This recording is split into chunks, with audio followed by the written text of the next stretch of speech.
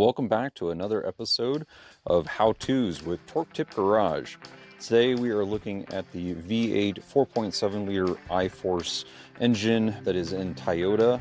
This one specifically to 2006 Tundra. However, this will work for any and all 4.7 liter V8s. And today we want to take a quick how-to on how do we inspect our timing belt to see how much wear and the condition of it is on these particular engines. This engine uses a single timing belt that is looped around here, and then there's also one right here as well underneath this air horn shroud.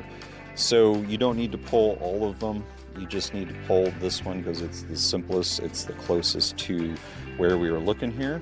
I think we are looking at some 10mm bolts on that, so we'll just need to disconnect. I have never taken this off, so let's check it out.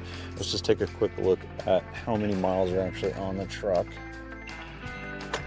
And this is an original belt. This vehicle was purchased at $42,000. So we can scroll here. And one more time. So we are looking at $175,997. So that is how many miles are on this original belt. The truck's been really well taken care of, so I don't believe that we should find anything too crazy with the belt, but let's check it out. All right, so let's take a look at getting this cover off. This is a 10mm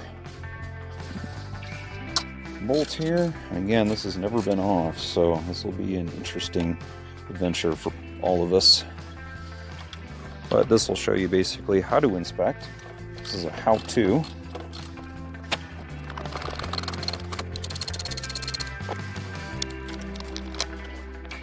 You can help yourself out and get a little magnetic tray, so when you take your stuff out, wow, is this not magnetized anymore? Okay, so I just put my stuff in there, set it off to the side, that way I've got all my fasteners, I don't lose track of them. Let's get this other nut out, this other bolt. Looks like there's one closer to the engine block.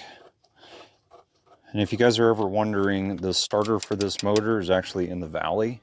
It's up under here. So you have to take all this stuff off to get to the starter motor. We've got another bolt down over here. A little hard to see. Trust me, it is there. To make yourself a little bit easier, you can disconnect some of this stuff. Just watch out because everything's super brittle because it's been in here for a hot minute. It's this connector right here. Just kind of wiggle it back and forth. Not hard to see, but it's this down in here. It'll just allow us to get to this bolt a little bit easier. Let me try it with my socket. I need an extension on that.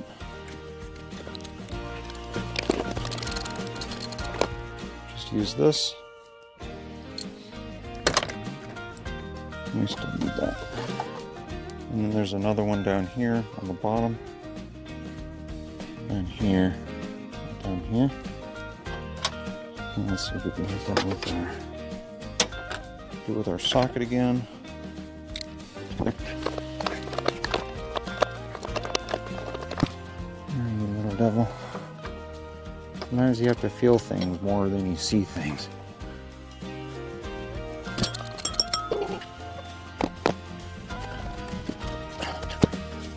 Little stuff helps you get inside your rig. Now that I got all those out, there are four bolts. So again, just to recap, there's one over here closest to the engine block.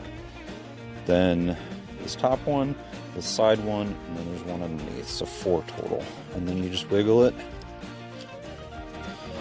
I'm just going to gently pry it back. Be gentle with your plastics when you do this. I'm thinking I see more wire in here. And it looks like maybe this is also part of this situation here. Why, Toyota? Why would you do all that? I just want to see my timing belt cover.